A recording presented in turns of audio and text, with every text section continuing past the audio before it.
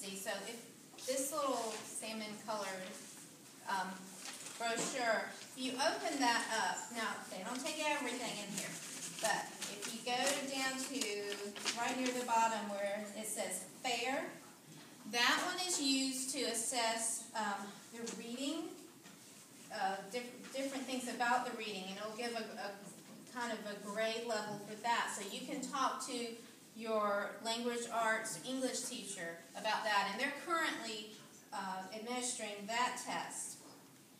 All students have already had a first baseline test in math and science if they're in middle school, and in high school it's algebra, geometry, or biology. And throughout the year, every 9 weeks, we will have that again so you can see how the students are progressing. If the 8th and 10th graders have FCAT writing and also writes upon request, which is every 9 weeks. The first writes upon request is coming up the first week in October. It's a little different this year. It's 60 minutes instead of 45. And the English teachers are preparing them for that. And I'm sure you're used to that. They've been doing that for a very long time. Also, the regular FCAT in middle school and 9th and 10th grade for reading will be administered in the spring. And if you're in high school, I know you've heard that for algebra, geometry, and biology, you have an end-of-course exam. And that is how you get credit for those courses. And this year, the new end-of-course exam is in U.S. history. Is anybody taking U.S. history in here? Are you? No? Good. Okay. I am. You are too? Even though I didn't get my class yet. This year it'll count 20%. It's not a pass failure. So it's, that's 20. 30. I know. I know I'm out there. All right. Those are the main things. And on FCAT, we're looking for a level 3 to show that you are on grade level with what you need to be learning. I have, if you want to see me later, the specific 3-digit developmental scores that they have to have to hit the level 3. And then we're kind of still waiting to hear in FCAT writing what will be the proficiency level. It's been 3.5 for many years, and it went up to 4 last year, and then they played with the scores, and so currently we're waiting, and we're expecting that it'll be back to 3.5. But any questions about those? Okay. Is that it? Okay. And if you, I think before I pass these all out, I have all sorts of graduation and promotion requirement information too.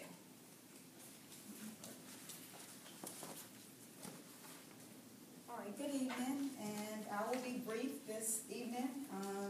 It's been a long day for all of us, but my topic tonight is parent involvement opportunities.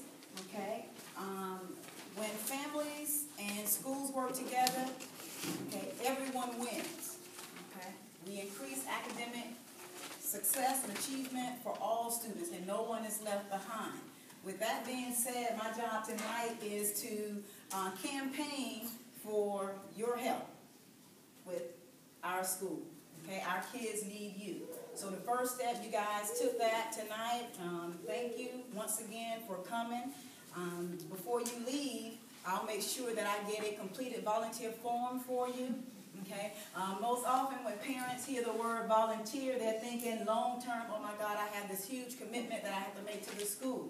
Not the case. Okay. We will be appreciative of any time that you can give to us, 1 hour. Okay, if you can do that each month or 1 hour per semester, any amount of time that you can give to the school this year would be tremendous. Okay, a huge help to all of us. You don't have to teach a class, so you don't have to be Einstein, you know, a mathematician. There are other things that you can do for your time that you are here. Okay, our teachers need help in the classroom. I'm quite sure they have a whole list of things that they need assistance with. And they will be greatly appreciative if you could come out and share your time with us. In addition to that, it would brighten the spirits of your own child, I'm quite sure. Okay? They'll have a huge sense of pride knowing that you took time out of your busy schedule to come and help with their school. Okay? Other ways that you can get involved here, we will have workshops available throughout the year. You'll be getting more information about that in our newsletter that will go out on a monthly basis. You should be getting the first one pretty soon here, next couple of weeks. Those workshops will cover a variety of topics ranging from enhancing parenting skills to college preparation, also increasing reading and literacy. Okay? We also have a parent resource room available on campus in our media center. So for those parents who don't have access to a computer and internet, you can come in and use the resource center to do, fill out job applications, check your students' grades now that we have that capacity to do that online. And if you don't know how to do that, someone will be glad to assist you in doing that. Okay, so please do come in. Don't be afraid or intimidated. Come take a tour just to see what's going on in the life of the day of your child. Okay. And I think, and then I'm going to have Ms. Cave to come up. She is our volunteer and mentor coordinator, and she will explain the difference between a volunteer and a mentor. There's a little more stuff that you need to take care of. Parents, I need your help. We had a wonderful mentoring program last year at both schools where we had many college students and people from the community get trained through the Leon County School Mentoring Program. And they get fingerprinted, background checked, they have a badge. All of that is free through Leon County Schools. And get in contact with me and say they want to mentor children in our school program. They did wonderful things with our kids and really helped them get through school last year. Typical mentor schedule is coming in once a week and working with that student one-on-one for an hour, or working with small groups of students in the classroom. This year, for Second Chance, I don't have any mentors yet coming in. So I'm asking you to help me recruit maybe, some people from your neighborhood, grandparents, people from your church that might be interested in spending a little bit of time to come in and help us and help work with students. I have these packets that are over there on the counter next to that sign that tell you a little bit more about the mentoring program that we have in Leon County. And you fill out, whoever's interested in it fills out the same volunteer form that you would fill out if you wanted to just be a volunteer and come and work in the classroom or make copies for a teacher or something like that here, or shelve books in the media center, those kinds of things are what volunteers do. Mentors have to go through an hour-and-a-half training session and get fingerprinted and cleared because they're working directly one-on-one with students. And so it's a little more involved. There's training. And then once that happens, they get a badge and they contact me and I match them with a student that needs help in math or reading or whatever they need help in.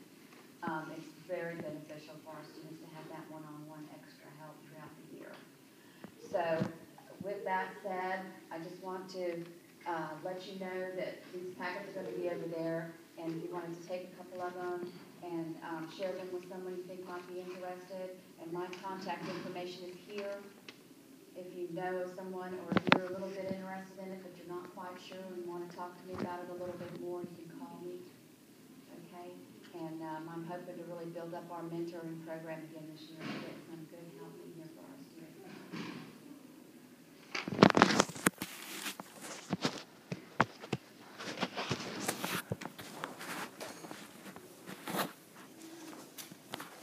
As you see, we've got a lot of things going on here, and a lot of things that we're doing with your children here at Second Chance.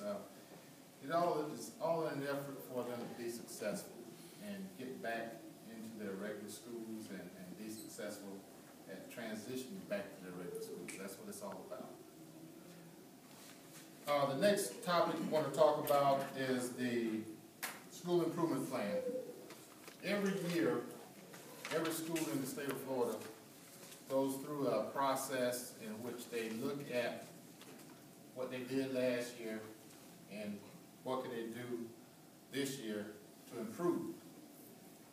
Hence the word school improvement plan. And at the end of this gathering of data, we start developing a plan, craft a plan of improvement. And that plan is a comprehensive plan developed by all the stakeholders, teachers, administrators, staff, parents, community people, business people, partners. All these people get together and craft this plan on making the school better each year. And before the plan is approved by the school board, it must be reviewed by the public. And so what we have tonight is I have a draft of our school improvement plan, which we will be presenting to our school advisory council. And our school advisory council, again, is made up of teachers, administrators, shareholders in the school's community. And if some of you are interested in becoming an advisory council member, our first meeting is scheduled for Wednesday. This Wednesday, the 26th? Wednesday the 26th? Yes, September 26th at 2 o'clock. So if some of you are interested in coming to our school advisory council, by all means, please do so. And also, as part of our advisory council, we're happy to have at the open house tonight one of our council members, Mr. Charles Bagwell in the back. Mr. Bagwell has been on the school advisory council since I've been here. This is my 5th year. He's been very active and supportive of the efforts and things that we're trying to do here at Second Chance and the Success Academy. I have a couple of copies, and I want to give these to the parents and to the students, and you all can get a copy too. And just look over our draft, and again, if you're interested in our advisory council, we're meeting Wednesday at 2 o'clock in this room. Right? Okay, Mr. Brown is going to come up, and I'm going to give Mr. Brown an opportunity to say a couple things about anything you want to talk about, and then give us some directions for the rest of the night. Trust me, it's going to be very short. I just want to say my areas are attendance and discipline. You know what, those areas can be tough to manage at times, and with your support, it not only makes it easier for me, but it helps us to accomplish the goals that we set forward to accomplish. Now, I'm also asking you to help us to communicate the message to our students, the importance of a quality education. Also help communicate to our students, this is Second Chance. This is an opportunity for our students to get back on track, okay? And take advantage of this golden opportunity and not to be influenced by their peers, the negative ones, okay? So please keep that in mind. And one thing I want to say is that, like I said, it's, you know, here at Second Chance, everything is going 90 to nothing. And it's going at a fast pace. And when you come out, when you make phone calls and visitation, you come out, let's all be on the same page. Let's work together. When we do that, our children and our students will see that we're all working together. You know what? They'll fall right in place. And it'll make it a lot easier. Okay? All right, Mr. Richardson, now what you gonna go on through this first and then? Yeah. We're going to give, since we have such small numbers of parents tonight, we're going to give you an opportunity. If you want to, teachers, if you want to take them back to your classroom, that'll be fine. If you want to meet them in here, that'll be fine. Either way would work. And then after this is an opportunity to get some real good information on your child, because we're so small here tonight. It's really information. This can almost be like a real parent conference tonight. Okay? So take advantage of that, and then after that's over, we'll be serving